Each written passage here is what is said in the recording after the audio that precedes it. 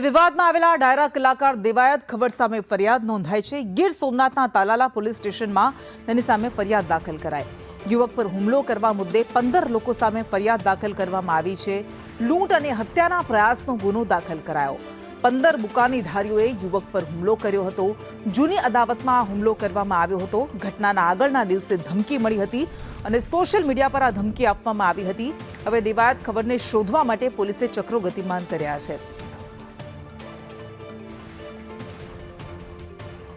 તો ગીર સોમનાથના તાલાલામાં દેવાયત ખબર દ્વારા જે બબાલ કરવામાં આવી હતી, ધ્રુવરાજસિંહ નામના વ્યક્તિ, અમદાવાદના સનાથલના ધ્રુવરાજસિંહ નામના વ્યક્તિ પર માર મારવાનો આરોપ લાગ્યો હતો। તે મામલે હવે ગુનો દાખલ કરાયો। આજે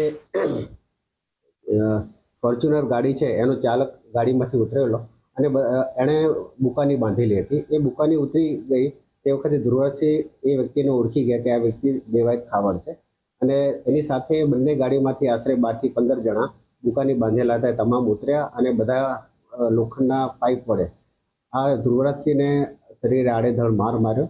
તેમજ તેની ગાડી હતી એને પણ એમણે તોડી નાખી, નુકસાન કર્યું।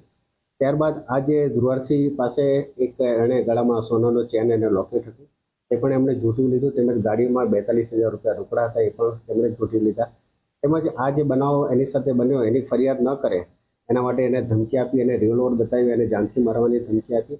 ત્યારબાદ આ તમામ આરોપીઓ પોતાની બંને ગાડીમાં ત્યાંથી જતા રહ્યા હતા।